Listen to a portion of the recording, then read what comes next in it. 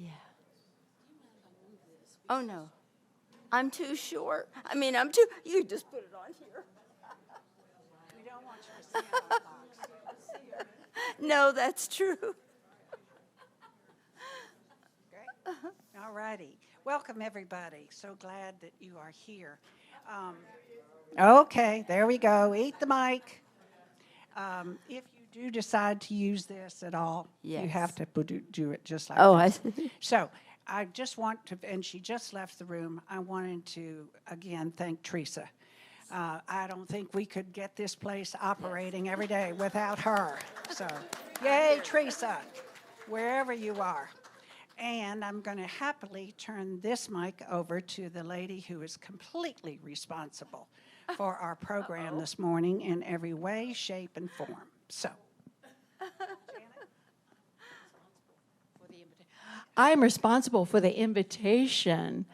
I'm not responsible for the program. well, for the introduction. Yes, of course, of course.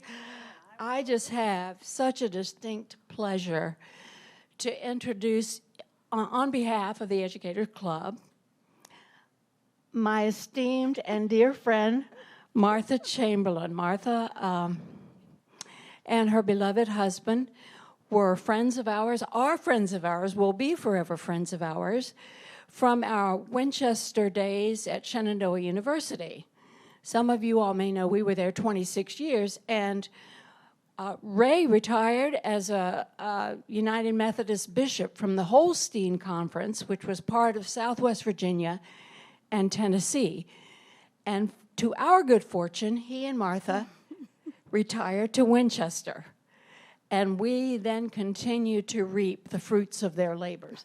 And so today, Martha is going to share with us her extraordinary talents when it comes to telling stories and helping people to recognize the importance of storytelling in our lives. And so Martha is a writer. She's a humorist of sorts because she's always in good humor. She's a mentor. She was a spiritual helper to me and to many other women and people of all genders. So here she is, Martha Chamberlain, and she's going to share with us how we can continue to participate in our own stories and find health and healing in doing so. So Martha, here you go. Thank you, Janet. And thank you, all of you, for being here. This is an invitation to you. I'm not going to demand anything. You don't have to do it. You're not even interested in telling your story, and many are not. That's okay. But I'm offering an invitation to you to tell your story. You will hear a little bit of mine, unfortunately, but it's about telling your story. And before I even get started, you have a resident here that I have just met. Her name is Jan. She's sitting up front. Her sister, of all things, made this beautiful, beautiful little book. She even made the pages inside, and it's given to her so she'll write her story in it. And so I'm looking. I don't see any, there's nothing written yet. But Jan said, yes, I'm going to do that. And so this is an invitation to all of you to tell your story. I will try to keep the mic in front of me. Is it too close? Is this close enough? Oh, yeah, I see people and singers doing that, and I just think it looks terrible. But yes, I will do that. I think, and I will work with the technology, these are some questions that I'd like us to think about today. These questions you might consider yourself as we run through these things. There's a paleontologist whom you may know well, Richard Leakey, said, instead of calling us human beings Homo sapiens, which we are, why not call us Homo neurons? Because we're the only ones who can tell our story. We love our dogs, right? But believe me, they have ways of communicating, but they can't tell us their story. We are the only ones who have that ability. And so let's look at some ways to think about that. It is said that of the basic intrinsic needs of human beings, of course, we need air, we need to breathe, we need water, we need food, shelter, but one of those 7 or 8 intrinsic needs is considered to be a place or a way to be heard, to tell your story.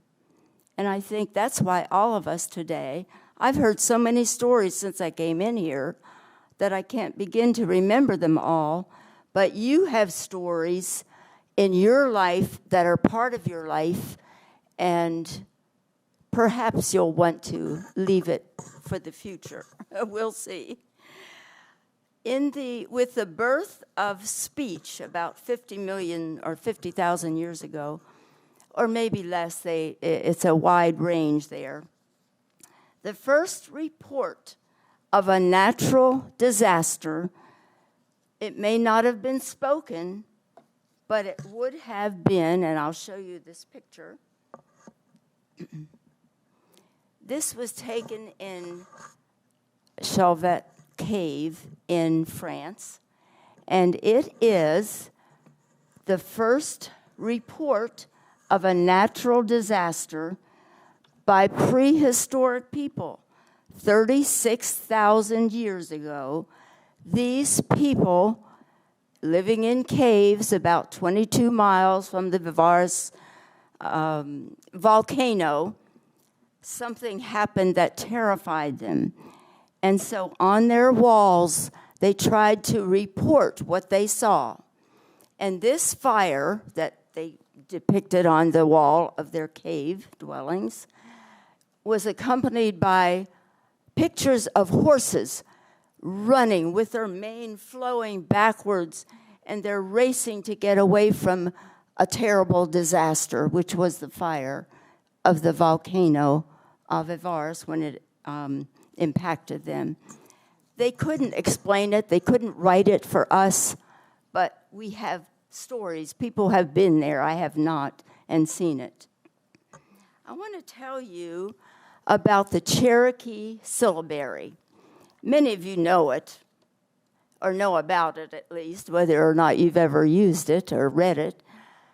This genius in the Cherokee country down in North Carolina, he imagined they didn't have a written language.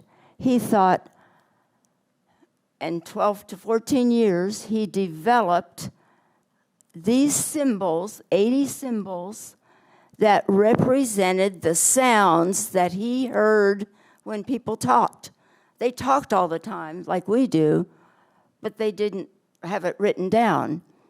And he spent those years, 12 to 14 years, listening so closely to the sound of the syllables that he produced a symbol for each sound. And so, truly remarkable. And now we have Cherokee newspapers that even, some of it's in Cherokee, some of it's in English, but they're trying to propagate telling their story. The Cherokee people can use their language as well as the English language. So it's quite remarkable what they've done. We know that the Greeks and the Aristotle and the rest of them that wrote these, like the Iliad and the Odyssey, and they performed their way of telling a story. Of course, they could write. The people were illiterate, basically, at that time, many of the people. However, when they acted on the stage, they introduced the antagonist and the protagonist in the story. And they acted it out, and the rest of us would sit down here unknowing how to read all this, and we would say, oh, I get it.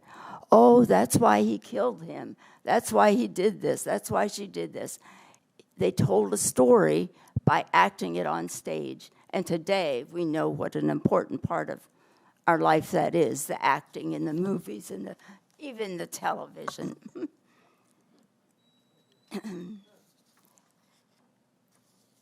Can your story link the past to the present, where we're living now, right here, Brandon Oaks, to people that aren't born yet, great-grandchildren maybe? The answer is yes, and there are ways that that can be done. I want to show you a journal. I gave this to my mother. It's beautiful, right? Like yours, not handmade. I bought it. And I said, Mom, please tell your stories. Just write little stories or essays or little memories in this book. And she said, oh, I don't have anything to say. Nobody would like to read my story. She was one of 12 children born in Stanton in the Shenandoah Valley. I said, Mom, you tell me stories all the time about growing up. You can do this, Mom. It doesn't have to be fancy. You're not going to edit it. It's just going to be for me and for my brothers and for your husband. And she said, okay, I'll take it. And she did. When my mother died, I sat by her bedside after she was taken away and opened the drawers and began to collecting the things that she had left behind. When I got to this in the bedside drawer, my heart was pounding. I thought, oh my goodness, this is it. It's a treasure. And I sat down on the bed and opened it up. This is what I saw. I hear you. You're saying, oh, it's very sad to me. I wrote down a few tidbits of things she told me, but I did not have her story written. I had another mother. My mother, Martha, for whom I was named, had 2 children, my brother, Harold, and me. And she and I went into the hospital one spring to have our tonsils out. And in those days, you spent the night. It was kind of a big deal, but not really a big deal. Well, I went home and ate my Jell-O and ice cream. My mother developed an infection, and she spent 3 months in the hospital in Allentown, Pennsylvania. My dad would take a trolley every day to visit her. And I think after 3 months, she died.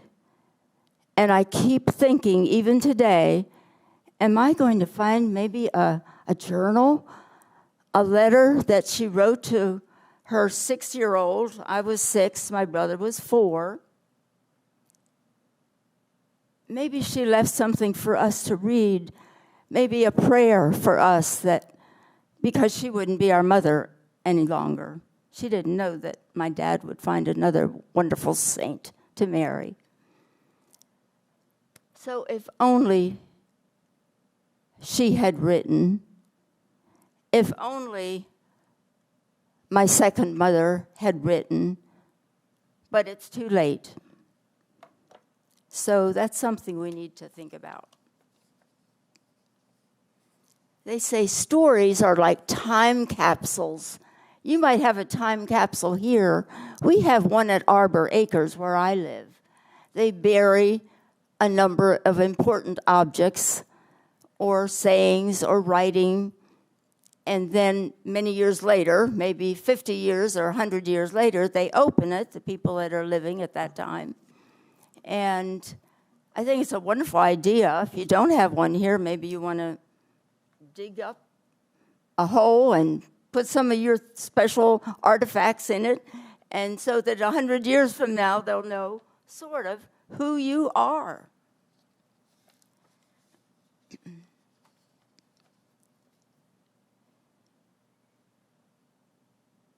There is a question. Let me just move this over here.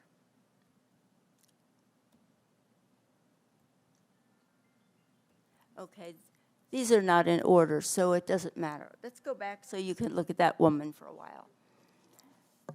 I would like you to think about something. A Native American used to ask his sick people that he worked with, when was the last time you told your story? He knew that there is a connection between what happened to you and your life and who you are now, and that you need to relate that in some way, whether it's writing or in other ways, like Jan is going to do very soon, I think. She, I think, will accept this invitation.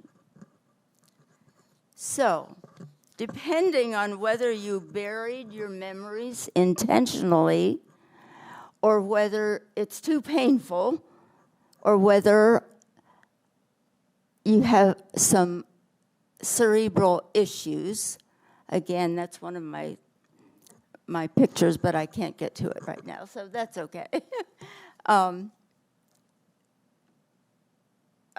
There it is. She knows. Teresa knows everything. Because when we look at the human brain, and you know this, you've heard all this, you know this. You have a right and a left brain, both of which are not only valuable, you use both of them every day.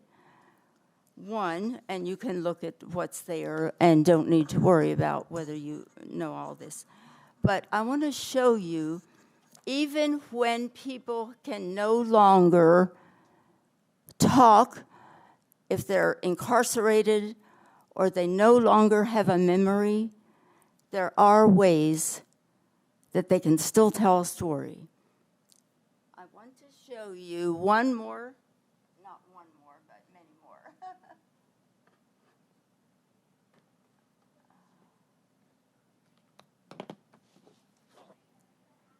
These women of Terezin were incarcerated during World War II. They made it to one of the death camps, and they were not allowed to talk much. They whispered about recipes that they used to cook. They had fights about it. Nobody agreed how much of this and that and the other went into a soup. But someone found a stub of a pencil. Others picked up little pieces of trash when they were out in the yard for exercise. And they began to write their memories, their recipes. These women did not survive. But someone was able to retrieve these little notes. They called it cooking with the mouth. And they retrieved them and wanted to do something with them, but didn't know where the daughter of the woman lived who wrote most of this. Long story short, she was found a decade later in New York City, and she received a package with those penciled notes.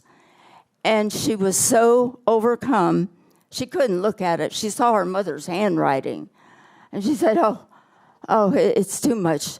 This is sacred. No, I can't even look at it or read it. In time, she was able to do that. And so she had this book published with the recipes of the women at Terezin. So there are ways to tell stories even when we're incarcerated. Look at Bishop Tutu. He was in solitary confinement for years, in and out, on and off. And eventually, look what he did in South Africa. He was able, even when he was alone, even when his mind was good, but he couldn't write or do anything, he was able to eventually bring a change to apartheid in South Africa, which is amazing, his whole story. So it doesn't really matter. We also had a friend, Roger, who was an avid outdoors person, about 19, I'd say.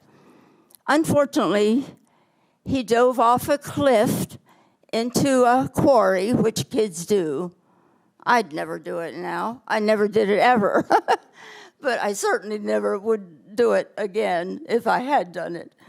Hit his head on a rock and was paralyzed. He became a paraplegic for life. In the hospital, he finally got nerve to ask the nurse. On a striker frame, which you may or may not know, they turn it one way and then they turn it the other way. That's how he saw the floor or the ceiling all day. He said, "Look, will I ever walk again? Just tell me the truth." Sadly, she said, "No, you will never walk again." And you know what he said? "I can walk in my mind. I can walk in my mind." So even when we are not able to write or to do these things, he was still able for a long time, although he died young. And you are still able. We all are old. I can say that because I'm old too. So we, regardless of our circumstances, we can still walk and do things with our mind. I hope you'll look at this sometime, maybe on your internet, but don't worry about it if you can't see it. Okay, I need to get out of that escape. Okay.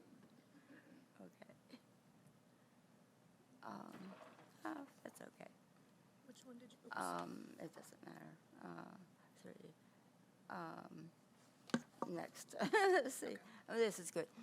Yes, this woman again. I am very interested in women of the world, and I have a collection of such pictures. And all of the ones that I'm collecting, I don't collect ones of Marilyn Monroe and that type, although she was beautiful. I collect the ones of women of the world who suffer and work more than we can ever imagine, more than I can imagine. It is one way to tell a story, even when things are the most difficult. Think of the ones that live not that far from us in Appalachia. Some of those stories are treasures. They don't write them, they just talk them around the fire or on the porch in a rocking chair. But think about it. How valuable is their story? Just as yours is valuable, even though you might probably often think, "Oh, no one wants to hear my story."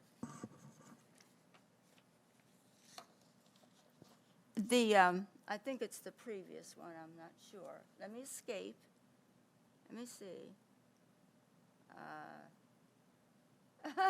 Sorry, Teresa, I don't think so.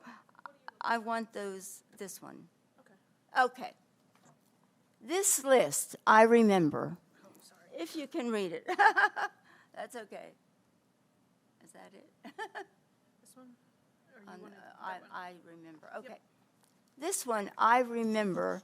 It's one of the prompts that I use, even in my own story.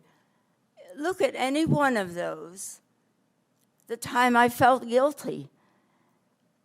I'm one that in a department store, if I'm carrying a tote, I'm always kind of embarrassed and hold it close to me so no one will think I'm out shoplifting. If you get that feeling. You know, there are many times that I've been felt guilty. A UFO. My father and mother called us out in the yard, and my aunt who lived with us, to see the UFO that we saw it. People can say, oh, it was. It doesn't matter. For me, I feel very excited I saw a UFO. And my children probably would say, Mom, please. Oh, whatever. But I'm so thankful that I'll have that in my story. I think I already do. An animal that scared me. A beggar who approached me. A terrifying emotion. These kinds of things and prompts are ways that you can begin your story. It doesn't have to be chronological. You can write essays. And I think, again, I don't know if I can find that part. Let me try. Oh, dear, you're so good, hon. You're fine. Is it still there? Essays. Like this was your, That's that poem. is it the other picture? Down on that, no, it's a written. Oh yeah, this is some essays. Is it still there? Okay. Some essay topic? Oh, it's okay. It doesn't matter. Oh, you know. It's okay. It really is. There you go. It's okay. In your story, yes. I bet she could. Sure. This is the one, yes, that you might want to keep handy and keep writing your essays about these things. Also, your birth order has a lot to do with the kind of person you are. Your growth, change, your wardrobe as a child. Oh, my goodness. My children look at their pictures when they were younger and say, Mom, why did you make me wear this? I sewed their clothes for a while, even my son's little suit. But these are things that maybe your grandchildren would like to hear about their parents, if you have grandchildren, or your sisters. You will argue about what's true and what isn't, and you know what? It doesn't matter. It doesn't have. Don't be so glued to the facts that you miss the story. Using your imagination is such a good idea. And they say, historians even, when there are gaps in a story, it's okay to fill it in with imagination and some creativity, as well as your memory. They work in tandem. So don't be afraid to do that as you tell your story. Here is a way to write your story. Who has already done it, Jan? Her name is Martha Eller. She uses Storyworth, Storyworth, Storyworth. And it's excellent. It doesn't cost that much. It might be $99. Get your kids or your friends to chip in and get it for you. She had, during COVID, was so bored and angry about not running around, she began writing proliferately, even more than she needed to. And then it was published, and they'll publish it for you. One that I just want to mention, The Roads Not Taken. The roads not taken. So in your life, if I had married Harry instead of Ray, where would I be today? if I had chosen that career, I was a nurse in my first life, which I'm pleased about that, but to be a nurse. But who else could I have been? What else might I have done? My mother, Martha, was a teacher. Everybody thought I'd be a teacher. Anyway, so there are ways to tell your story. There's also lists of resources that you might want. The time comes, how are we doing with time? The time comes when someone may call on you to tell a story for them. It may be a child of one of your children, one of your grandchildren, like somebody we know. The child was born, and they said he will never walk, he'll never talk, he'll never be able to go to school. And they chose to work with that child. He's now mainstreamed into school. I don't think he'll ever write his story. Perhaps his parents will, or his grandparents, who are so crazy about the little guy. Or like Mike. Mike lived with us during a time that he was waiting to go to flight school at Pensacola in Florida. We lived in Springfield, right outside of Washington, D.C., and he worked at the Pentagon while he was waiting to be called. Long story short, he was flying an FA-18, which was his love. He adored that plane and the girl he was about to marry in a big wedding, the kind with all the hoopla, the military, and it would have been fabulous. But his plane disappeared. One night, the two officers walked to their parents' home. He was like a foster son to us, but his wonderful parents lived in Oklahoma. That's why he was close to us. And gave the news. Your son disappeared. We don't know anything else, but you need to know we don't know where he is. During that time, which turned into, 15 months. This was Mike. And I was asked by the family to tell his story. So we don't know when that might happen to us, right? I was able to do that. I wrote more than 600 pages, and be careful, I had to cut it down to fit the size of a book.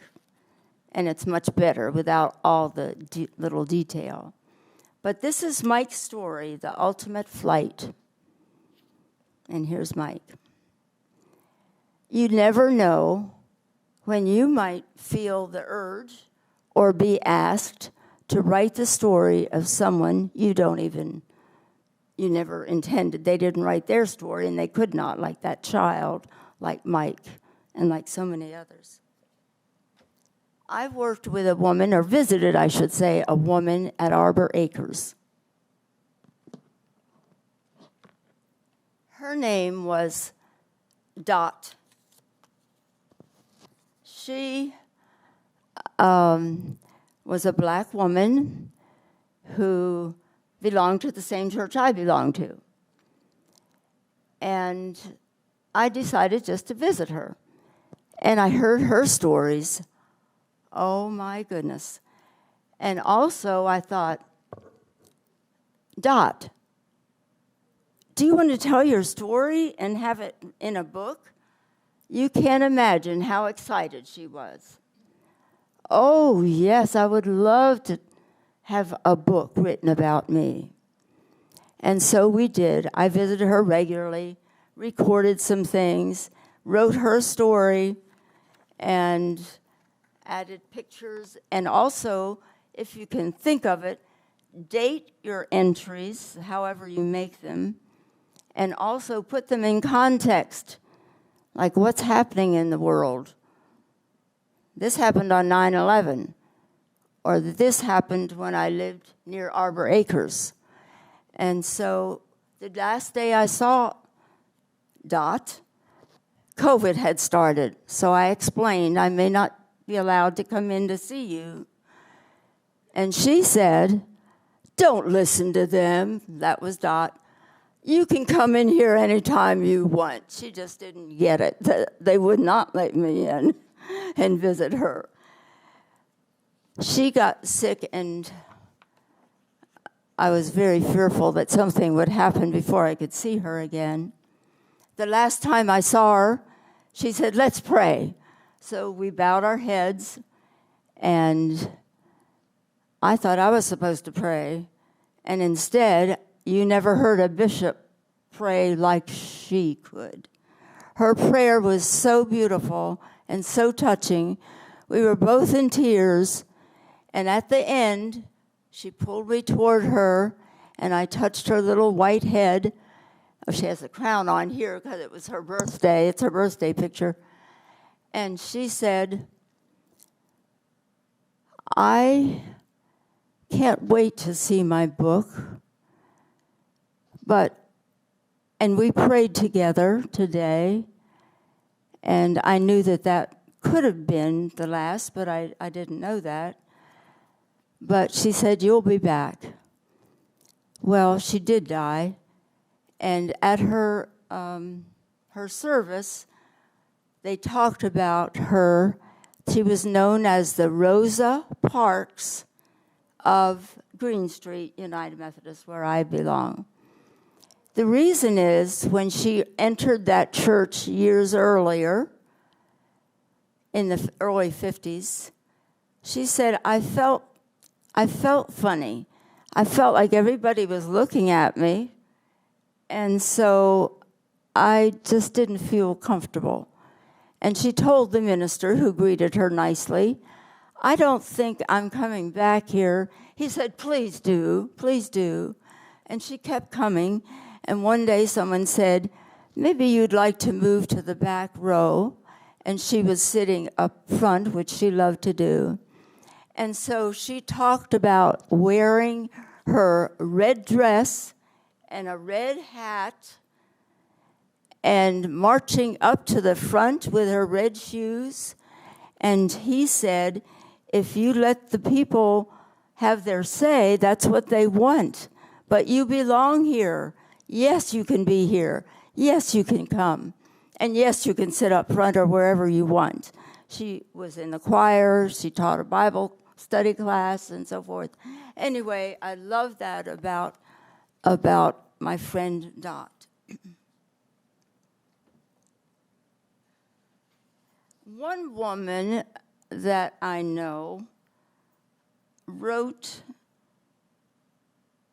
she didn't want to write, but she had pictures.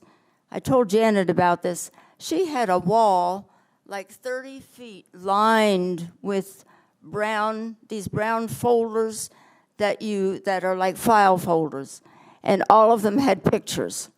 She took pictures of her children from the time they were born and was so proud of them, but she hated it, and it just got bigger and bigger and bigger. So she took them to a printer. I don't think I'll try to reach over here. Anyway, that big blue book. Thank you, Teresa. You do everything. It's big blue book. She had all those photos, oh, thank you, made into books. Oh, she had all those folders made into books, all those photos. And this is the last one, and you can see they are color, and they're good pictures. The very early ones that she took of her children when they were little are fuzzy and not good. But I decided to bring this to show you, even if you don't want to write, maybe you can do something with your pictures like she did. So thank you, Teresa, again.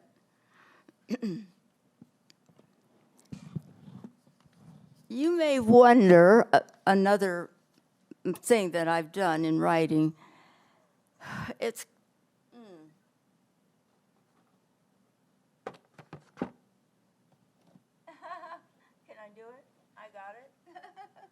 Thank you. I kept this journal for a long time, 10 years, and it looks terrible. It's a mess. That's why I have it tied together. It's a story about everyone who came to my house to eat during that time, special times. I wrote down the people. I bet Janet and her husband are in this book somewhere. Oh, did I? See, I forgot that.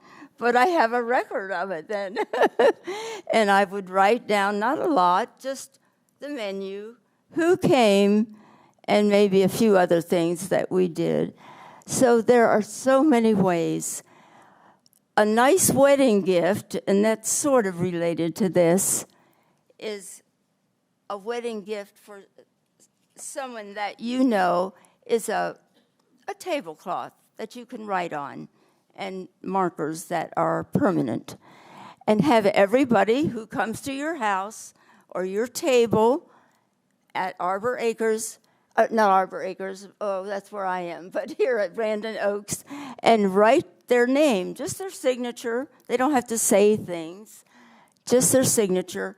And when that young couple is our age, they might have it folded up and put away, or they might still be using it and say, oh, I forgot.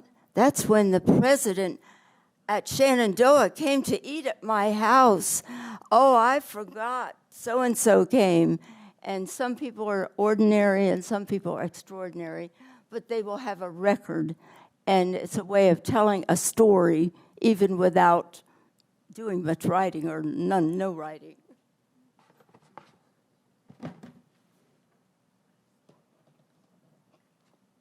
Another thing that I've done, is I wrote a Klan cookbook, and it was in honor of Ray's mom, who was just a couple months short of her 100th birthday. She didn't care about being 100, but she almost made it. And this we presented at the first reunion after she had died. Everyone could give recipes. It has mistakes, but that's okay. You don't put a half cup of salt into a chocolate cake. But it doesn't matter. It's the idea that you have something that has meaning and that tells a story. I keep forgetting to stand in front of this. That tells a story. And so it's just another thing for you to think about. You might also, and it's a way of writing, write a journal or a story. I wrote one let me show you. To my firstborn, a son who is still living. And I told him about being pregnant. I didn't know if it was the gender. We didn't learn those things in those days. And I thought, I'm just going to write him about me and about the way I'm feeling and about the excitement and painting his room, his nursery, and so forth. And when I got finished, well, of course, there was no way to give it to a baby. I thought maybe when he's 16, I thought, no, he wouldn't appreciate it. What about when he gets married? No, it's not quite right. But when Russell had his first son, I sent him this journal, and he said, Mom, I cried. He knew it was enough of my story. My morning sickness, feeling sick when I smelled gas. We had a gas heater and all those things, and the excitement of fixing up his room and his birth. So he said it meant everything to him. I almost don't know how many of my stories, if I look at my husband, he'll probably, oh yeah? I know, it's really time, because maybe you have questions that I can answer, and there are so many things that we could have put up here. I'm sorry, I'm slow. the technology is, and she spent so long teaching me, and I thought I had it down pat. Do you ever do that? Do you ever make a mistake? Oh, I see several of you do. Okay, so I am going to close, but I'd like to close with a story, if you don't mind.